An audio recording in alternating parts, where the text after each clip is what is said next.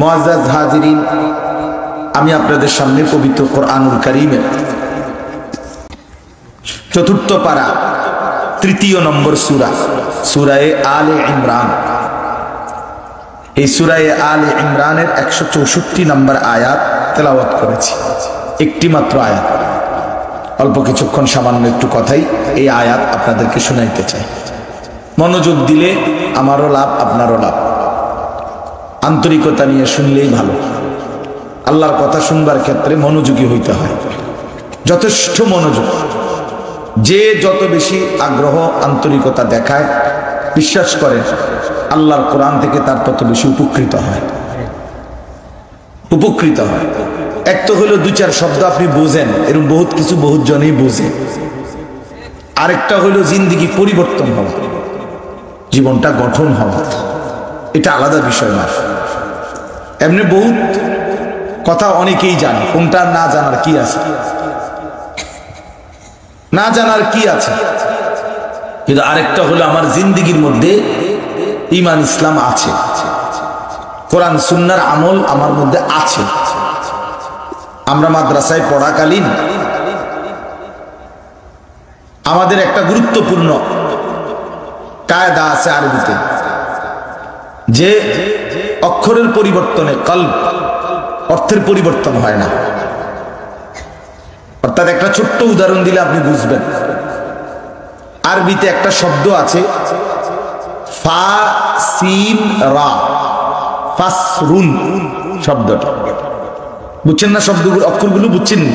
ফা সিন রা, এই শব্দটা যদি এভাবে লেখে যে ফা সিন রা, তাইলে হয় ফাসরুন। আর আরেকটা শব্দ আছে ঠিক এই ৩ অক্ষর দিয়ে, শুধু অক্ষর ৮ পিস, সেটা হলো সিন ফা রা, সাফরুন।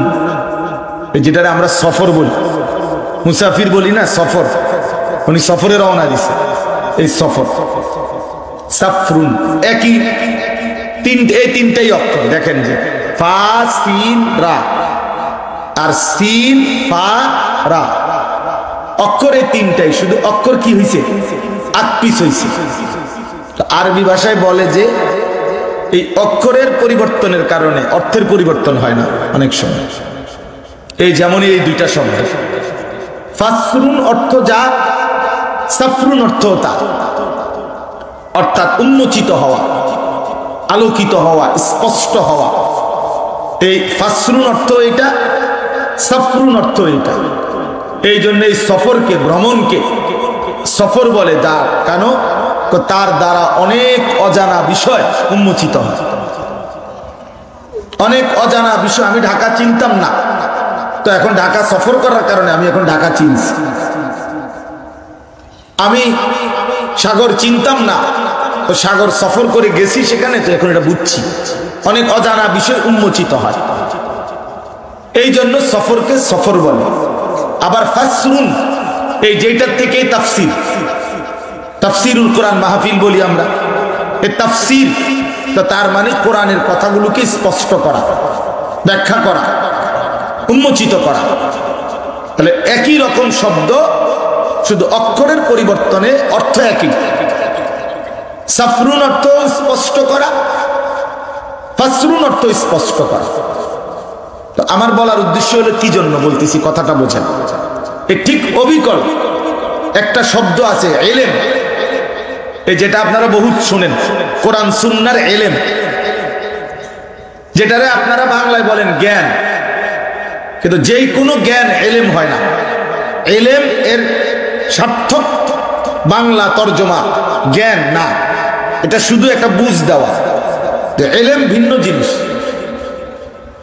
তালাবুল ইলমে ফরিদাতুন আলা কুল্লি মুসলিম, প্রত্যেক মুসলিম নরনারীর জন্য ইলম অন্বেষণ করা ফরজ। এটা স্কুলের গোড়াত লিখলে হইতো না, স্কুলের ওয়ালে লেখা আল হাদিস লিখে দিলে হবে না। এই ইলম মানে বিদ্যা অন্বেষণ করা প্রত্যেক মুসলমান নরনারীর উপর ফরজ, এই কথা না। এই বিদ্যা অন্বেষণ আর ইলম এক কথা না। ইলম মুস্তাকিল বিষয়, পৃথক বিষয়।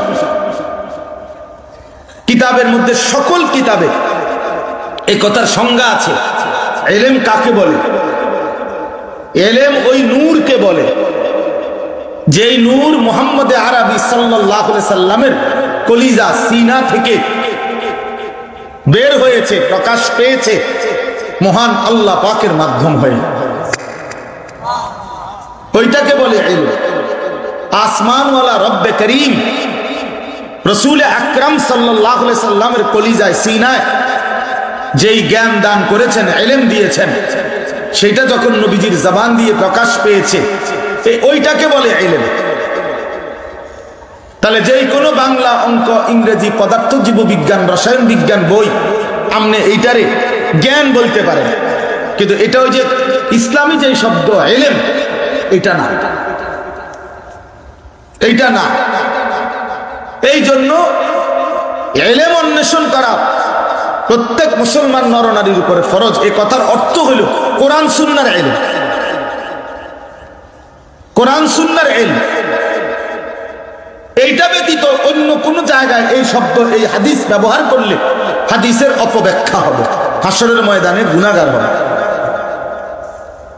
পরিষ্কার হাদিস আছে, নবীজি সাল্লাল্লাহু আলাইহি সাল্লাম বলছেন, মান ক্বালা আলাইয়া মা লাম আকুল, যে ব্যক্তি আমার ব্যাপারে এমন কথা বলল যা আমি বলি নাই, আমি এটা বলি নাই, আমি এটা বুঝাইতে চাই নাই, আমি এজন্য ব্যবহার করি নাই, নবীজি বলেন, অথচ সে আমার নামে এটা বলে চালায় দিল যে নবী বলছে।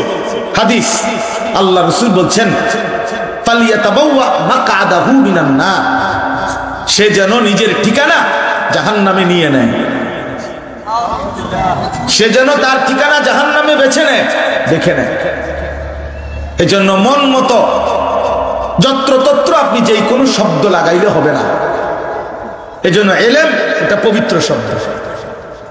যেমন আমি অনেক সময় বলি ওয়াজ, এই যে ওয়াজ মাহফিল, এই ওয়াজ, এই শব্দটি নসিহত, এটা কোরআনের শব্দ।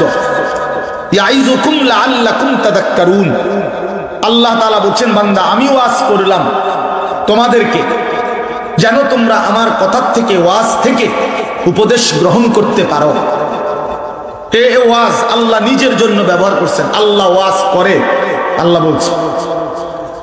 সাহাবীরা নবীজির জন্য ব্যবহার করছে, ওয়াজানা রাসূলুল্লাহ সাল্লাল্লাহু আলাইহি সাল্লাম, আল্লাহ রাসূল সাল্লাল্লাহু আলাইহি সাল্লাম আমাদেরকে ওয়াজ করলেন।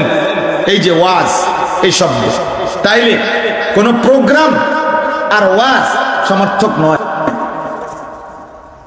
কোথায় যাচ্ছেন? প্রোগ্রামে যাচ্ছি না, প্রোগ্রাম না।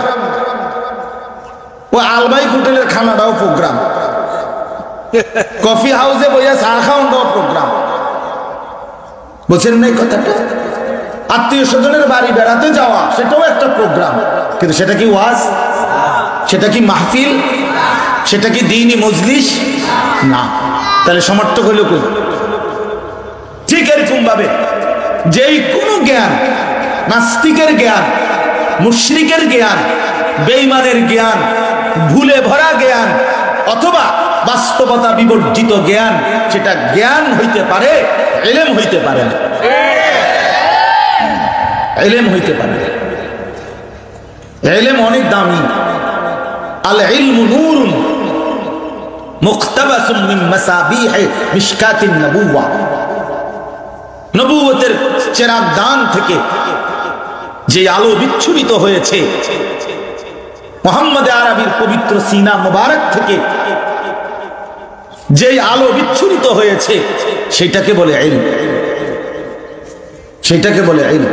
কোরআন শরীফে আছে, ওয়া আল্লামাকা মা লাম তাকুন তা'লাম, কোরআনের আয়াত। নবীজিকে আল্লাহ বলছে, আমি আল্লাহ আপনাকে ইলম শিখালাম। কে শিখালেন? বলেন না বাপ, কে শিখালেন? আল্লাহ তাআলা শিখালেন। মা লাম তাকুন তা'লাম, যত ইলম আপনি জানতেন না, আমি আপনাকে সেই ইলমগুলো দিলাম।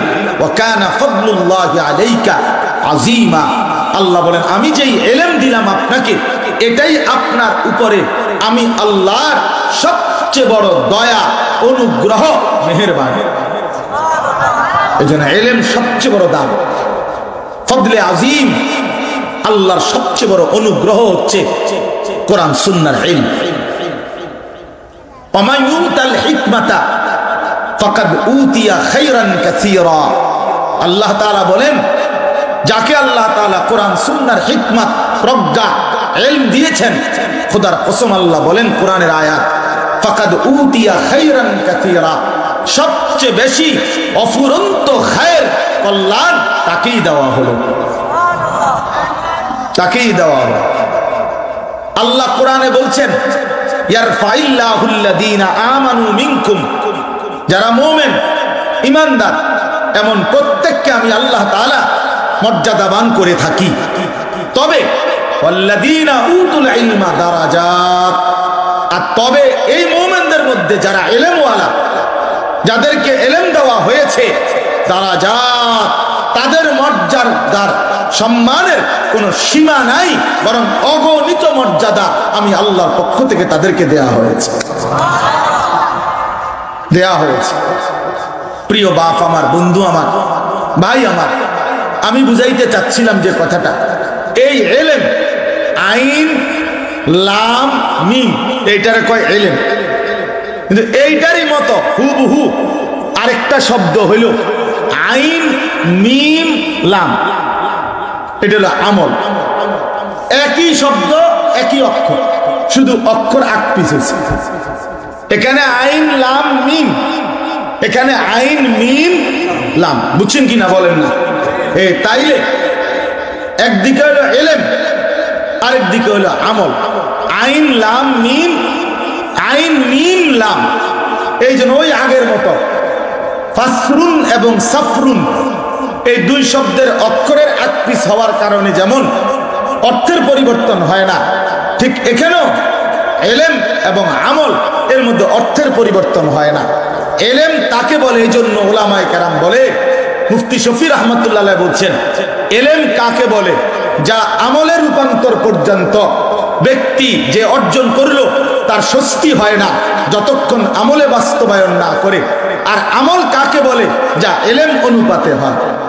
তাহলে ইলম বলা হয় যা আমলে রূপান্তর করতে হয়, আমল বলা হয় যা ইলম অনুপাতে হয়, ইলম অনুপাতে হয়। তাইলে এই দুইটা মিলাইয়া হুবহু একই রকম।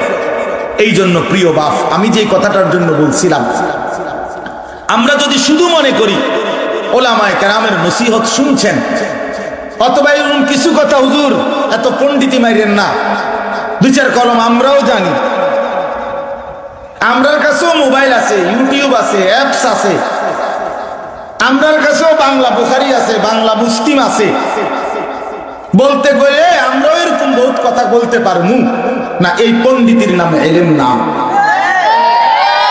কথা তো আপনি জানেন, আমিও জানি, আমি তো স্বীকারই করলাম আপনি জানেন, কিন্তু আপাদ মস্তক যদি সেটা আমলে রূপান্তরিত না হয় তো সেটা ইলম হয় না। বৈশ্বিক দুনিয়ার মতো কোন বিষয়ের জ্ঞান হইতে পারে। এই জন্য আমাদের এই কোরআন সুন্নাহ ইলমের মাকসাদ ওইটাই ইলম, যখন সেটা আমলে রূপান্তর হয়, যখন সেটা আমলে বাস্তবায়ন হয়। আর এর জন্যই এই মাহফিল, এর জন্যই এই ওয়াজ, এর জন্যই এই জুমার বয়ান, এর জন্যই উলামায়ে কেরামের এই দিবানিশির মেহনত, এর জন্যই দাওয়াত ও তাবলীগের সাথীদের এই ছুটে চলা। উদ্দেশ্য একটাই, আপনার জানা কথাগুলো অথবা আপনাকে জানানো কথাগুলো কোরআন সুন্নাহ এটা যেন জিন্দেগির মধ্যে আসে। বুঝেন নাই আমার কথাটা? এটা যেন জীবনে আসে, জীবনে আসে। কথা আমি একবার একজনকে বলছিলাম, এমনি বলতেছি বুঝানোর জন্য, উনি আমারে বলছেন যে একটা বিষয় নিয়ে জ্ঞানের তর্ক করছেন, তর্ক করতে গিয়ে বলছেন, হুজুর হ্যাঁ অমুক স্কলার অমুক অমুক, ওনারা কি এটা কম বুঝছে, আপনি বেশি বুঝে ফেলেছেন? আমি বলছি না স্যার, ওনারা বেশি বুঝছে, আমি কম বুঝছি।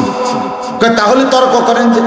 তার আমি বললাম, স্যার আমার শুধু একটা প্রশ্ন, উনি তো চমৎকার বুঝছেন, আমার তো বেশি বুঝছেন, আমি স্বীকার করলাম, কিন্তু আমার শুধু জানার বিষয় হলো দীর্ঘ 18 বছর যাবত যিনি আজকে এই চাকরিটা করতেছেন, উপযুক্ত 18 বছর 20 বছরের উপযুক্ত মেয়ে নারী তার সামনে সামনাসামনি তার চেহারার দিকে তাকায়া এইটা তাকে পড়াচ্ছেন, তার পর্দার কোনো বালাই নাই, শরীয়তের এই বিধানের কোনো তোয়াক্কাই নাই, এটা কি তার জ্ঞানের বহিঃপ্রকাশ, কোরআন সুন্নাহর এলেমের বাস্তবায়ন, নাকি বিরুদ্ধাচরণ?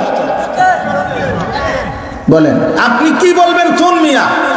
আপনি বলবেন আমার উগ্র, আপনি বলবেন মৌলবাদ, আপনি বলবেন সংকীর্ণতা, আপনি বলবেন সাম্প্রদায়িকতা, আপনি বলবেন নারীর অধিকার ক্ষুণ্ণ করছেন। এই সমস্ত পণ্ডিতিকতা রাখেন আপনি কোন মিয়া?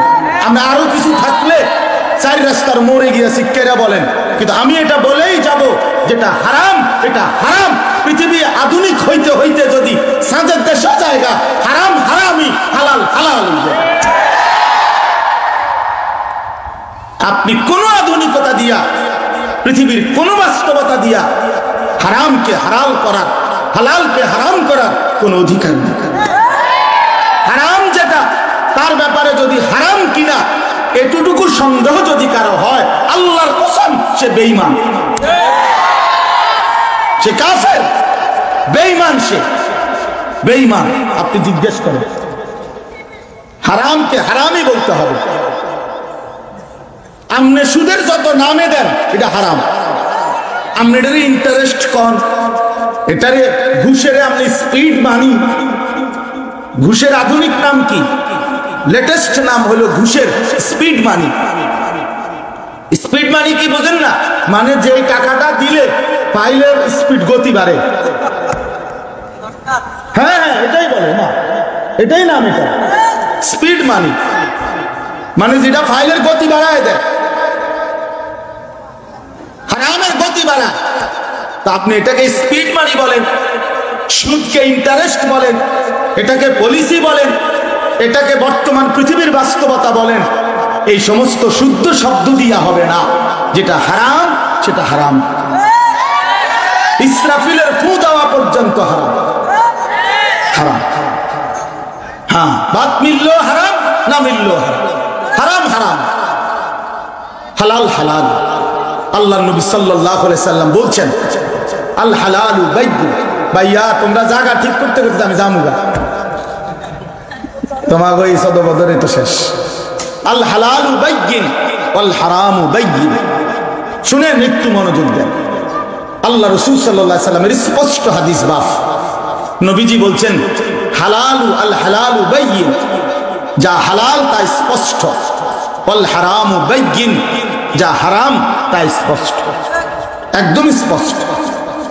নবীজি স্পষ্ট বলছেন। আল্লাহ নবী সাল্লাল্লাহু আলাইহি সাল্লাম বলেন, তারাকতুকুম মুহাজ্জাতান বাইদা।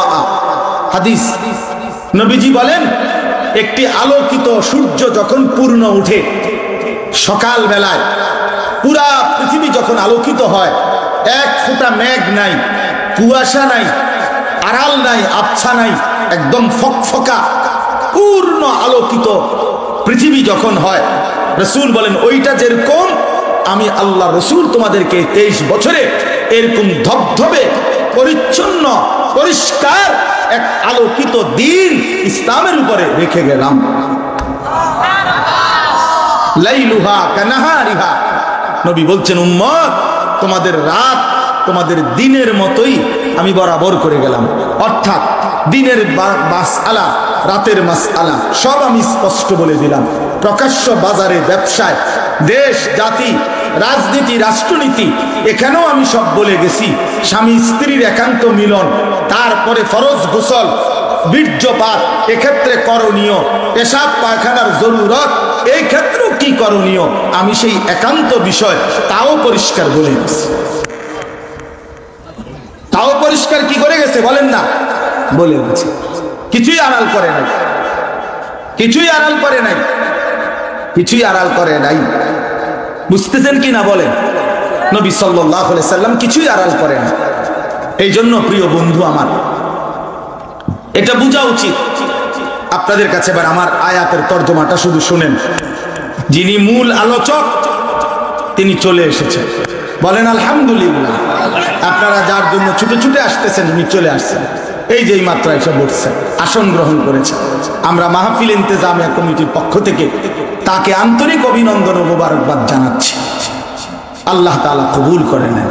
চলেন বা বলতেছিলাম আয়াতটার অর্থ এবার আল্লাহ তাআলা বলেন সূরা আলে ইমরানের 164 নম্বর আয়াত, লাকাদ মান্নাল্লাহু আলাল মুমিনিনা, আল্লাহ তাআলা বলেন মুমিনদের উপরে, সমস্ত ঈমানদারদের উপরে, মুসলমানদের উপরে আল্লাহ তাআলা সবচেয়ে বড় অনুগ্রহ করেছেন, সবচেয়ে বড় দয়া করেছেন।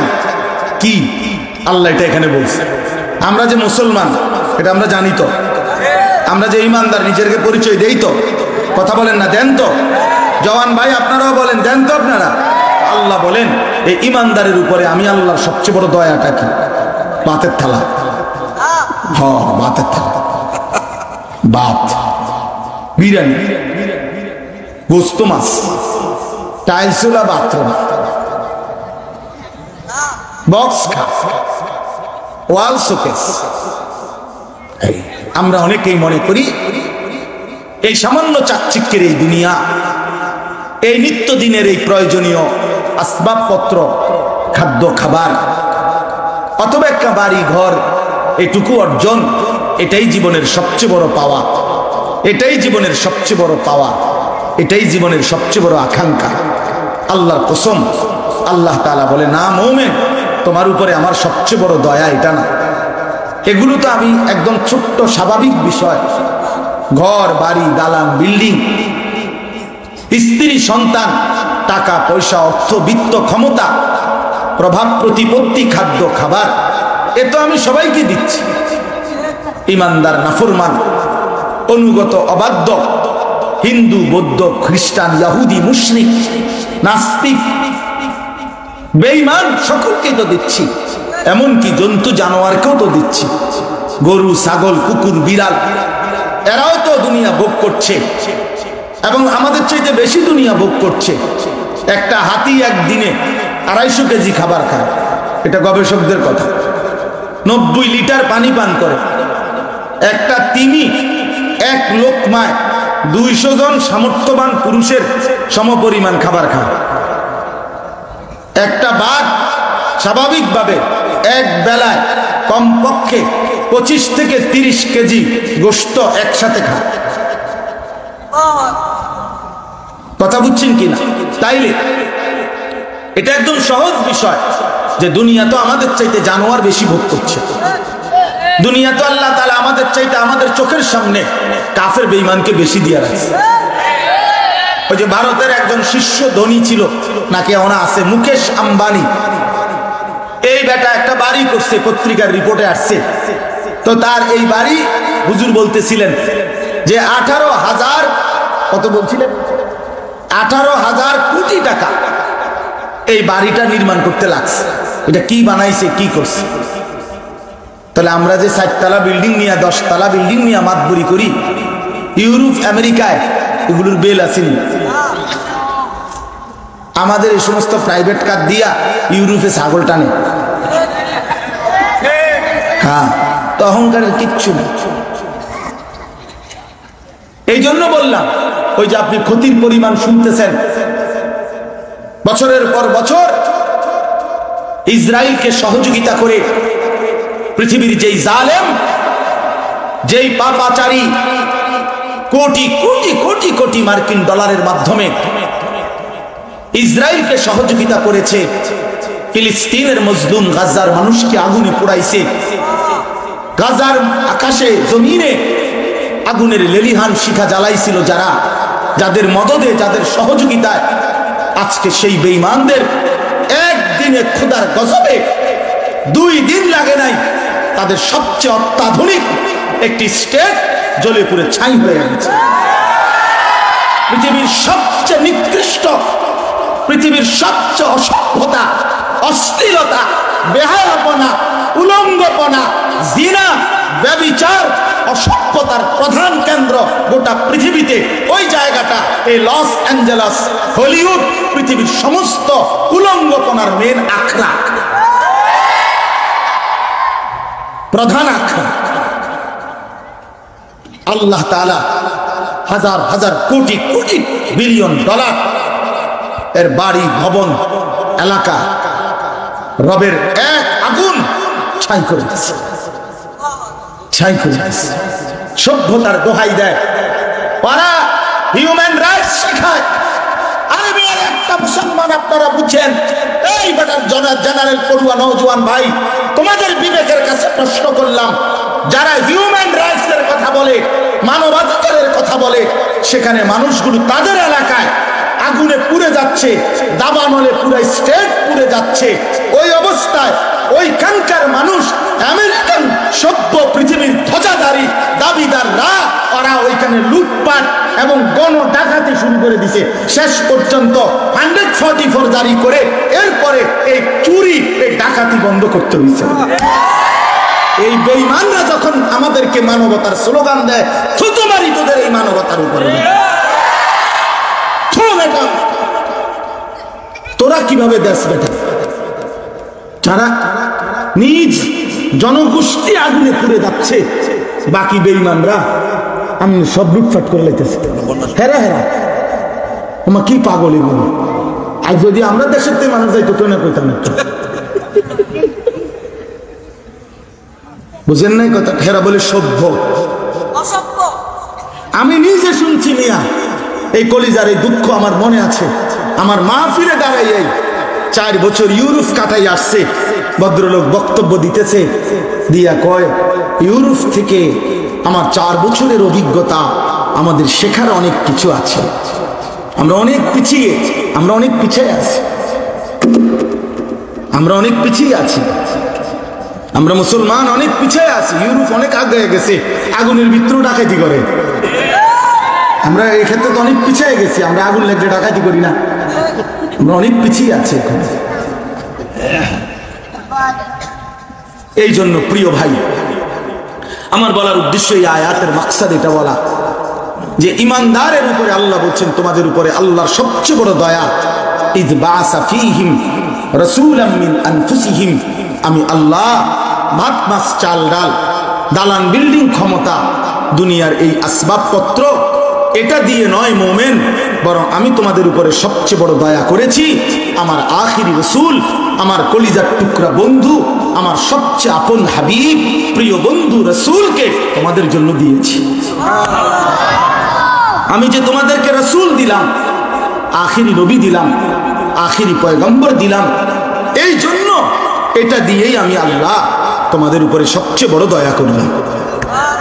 এই জন্য যেই মুসলমান, যেই মুমিন আল্লাহর কসম নবীকে পেয়ে খুশি, নবীকে গ্রহণ করে খুশি, নবীর মতো নিজের জিন্দেগি গঠন করে খুশি, নিজের জীবনে রাসূলুল্লাহ সাল্লাল্লাহু আলাইহি সাল্লামের আদর্শ অনুসরণ করার প্রেরণা বেশি, আল্লাহর কসম ওই মুমিনই সফল, ওই মুমিনই আল্লাহর অনুগ্রহ পেয়ে ধন্য।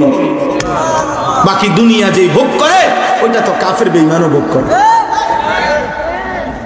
এবার আল্লাহ বলেন, হে আমার প্রিয় বান্দা মুমিন, আমি তোমাদেরকে রাসূল দিয়ে সবচেয়ে বড় দয়া করেছি। ওই বাবা, ওই তোমরা কথা কইও না, বাপ আল্লাহর ওয়াস্তে কথা বলো, কথা বলো না বাবা, এদিকে ফেরো।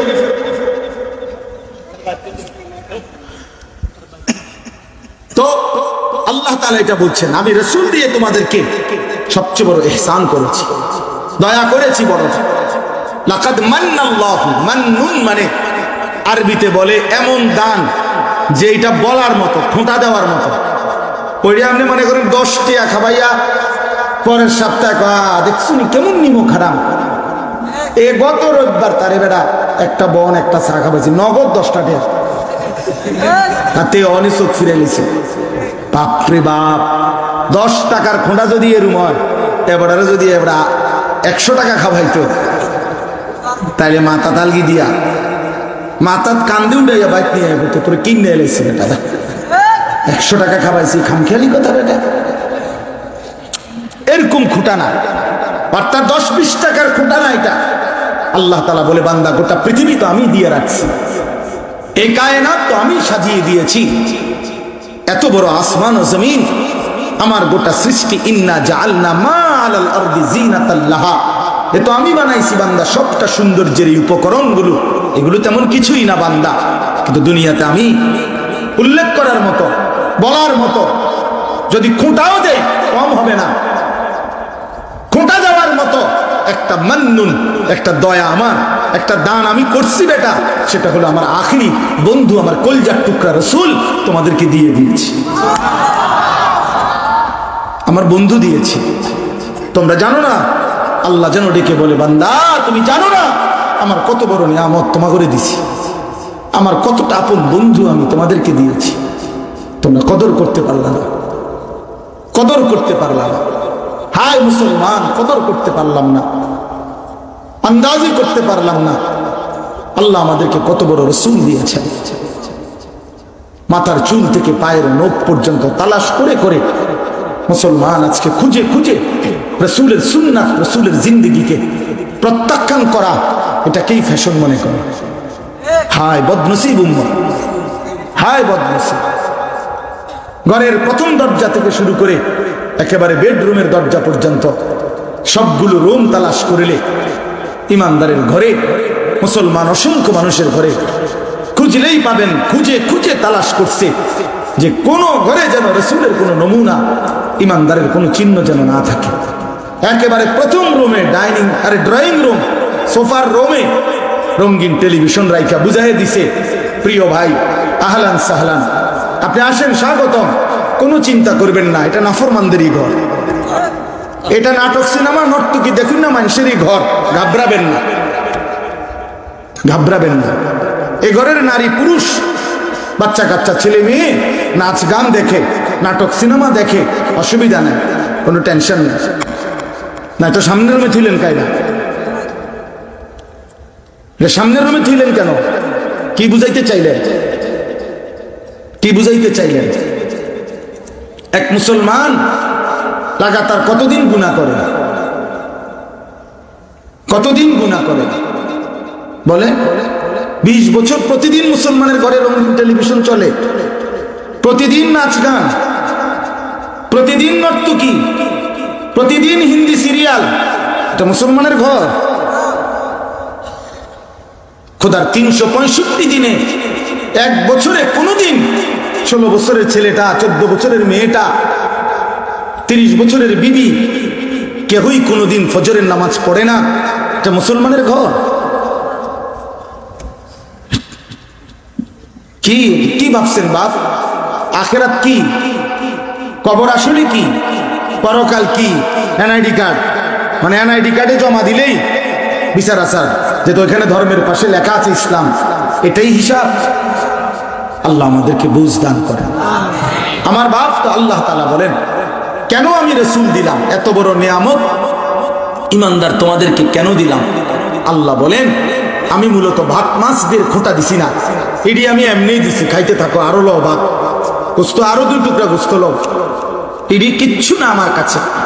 একটা মাছের ডানা পরিমাণ মূল্য দুনিয়ার নাই আল্লাহর কাছে, একটা মরা লাশের চাইতে সমান মূল্য আল্লাহর কাছে। নবী বলছে দুনিয়ার কোনো মূল্য নাই, দুনিয়ার কোনো মূল্য নাই।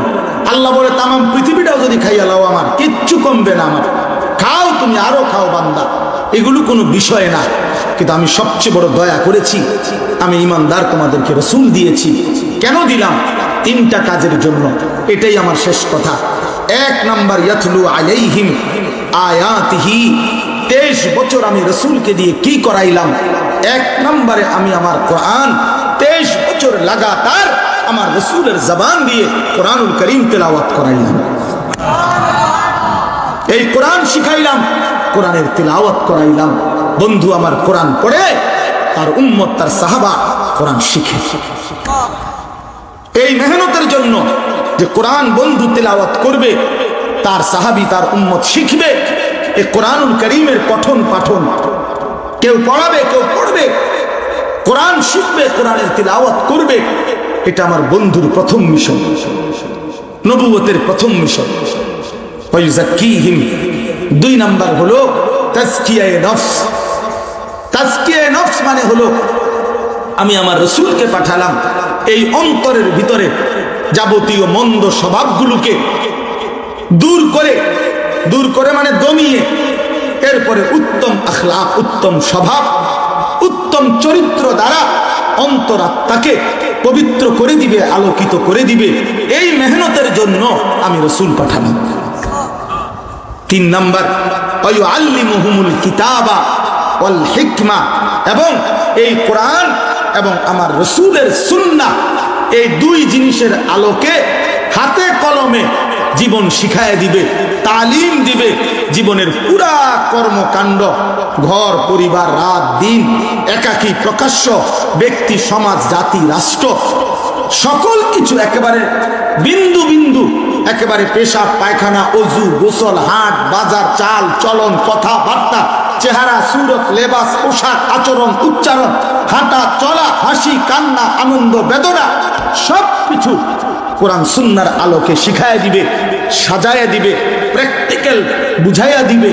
এর জন্য আমি রাসূল পাঠালাম। এই শেষ কথা। এই তিন জিনিস, এক নাম্বার হলো কোরআনুল কারীমের তিলাওয়াত, দুই নাম্বার অন্তরকে আত্মিক পবিত্র গুণাবলীর দ্বারা পবিত্র করা, সজ্জিত করা, তিন নাম্বার কোরআন সুন্নাহর আলোকে জীবন গঠন করা, কোরআন সুন্নাহর আলোকে জীবনের শিক্ষা দিয়ে দেওয়া, তালিম দেওয়া। আল্লাহ তাআলা বলেন এই তিনটি কাজের জন্য আমি আমার রাসূলকে পাঠালাম।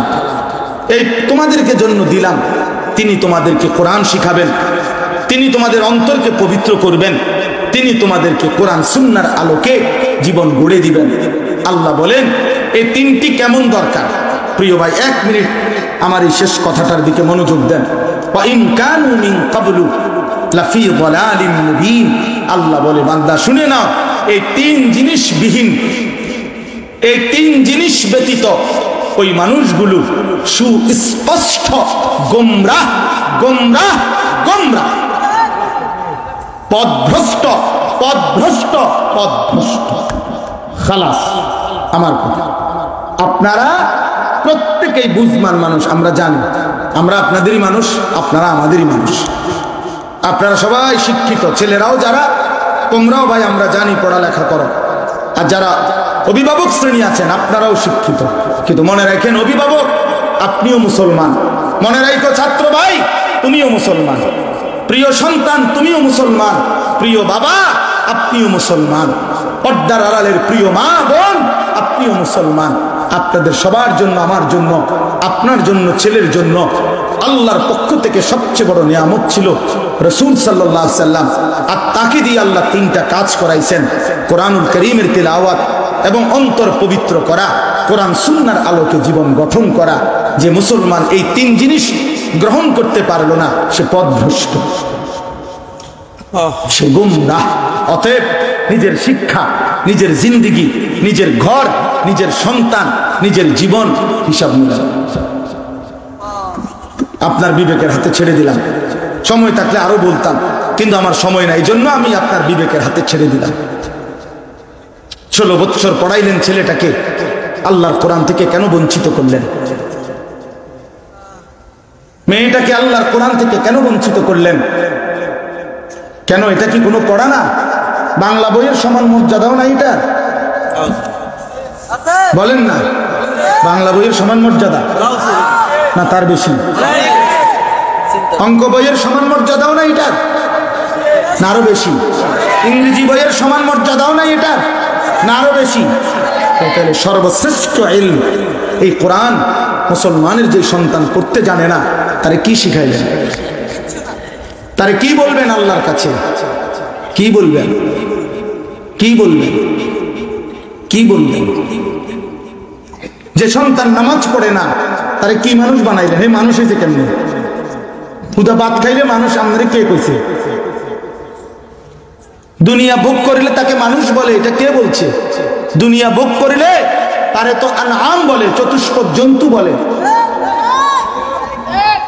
তারে কি শিখাইলেন? কি মানুষ বানাইলেন? এই জন্য অনুরোধ করলাম আপনাদের কাছে বিনীত হাত জোর করে, রাগ হইেন না, রাগ হইেন না। নেগেটিভ ভাবার কোনো দরকার নাই।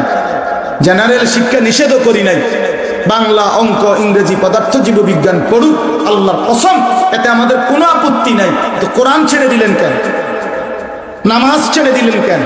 চোখের সামনে ছেলেটারে সেই সকাল থেকে রাত 12টা পর্যন্ত বিশ্রাম দেন না। একবার প্রাইভেট, একবার স্কুল, একবার হাউস টিউটর, একবার কোচিং সেন্টার, তারে পড়াইতে পড়াইতে তারে পাগল বানাইয়া লাইলেন। একটা A+ লেগে তারে পাগল বানাইয়া লাইলেন, তারে বেদিশা বানাইয়া লাইলেন।